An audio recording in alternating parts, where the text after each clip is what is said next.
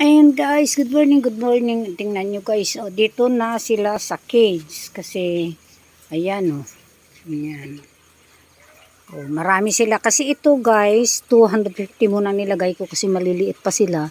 So, pag malalaki na naman ito guys, ay magbabawas na naman ako. So, ayan guys. Ayan.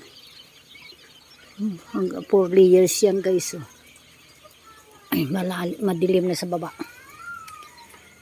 So, ayan, naglilipat na ako. Ngayon, maglilipat na naman ako. Ayan, tingnan, maganda na yung ano nila. Kasi, ayan, ayan. So, ayan, guys.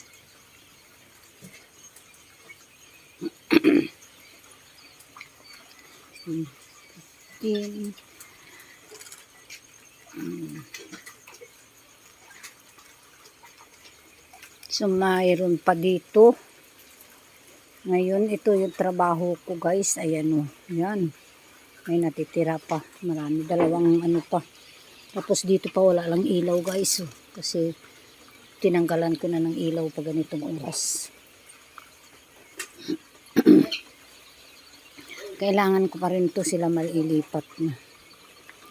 Wala nang makain. Hindi ko na nilalagyan sila ng pagkain guys kasi unti-unti ko na silang mailagay doon sa lalagyan nila. Maglilipat na naman ako.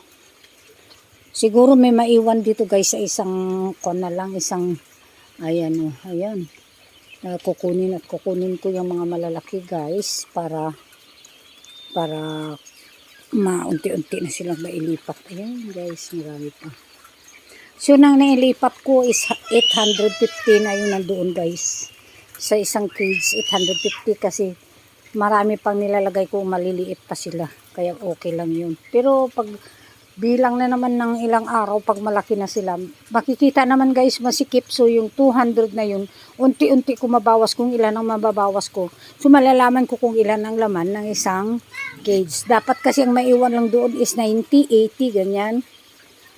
Ganun lang ang maiiwan sa isang layer guys. Ayan. Hanggang dyan na naman lang ang paki-like and share na lang ng videos ng nanay nyo guys. Ayan. Ayan, marami na sila na.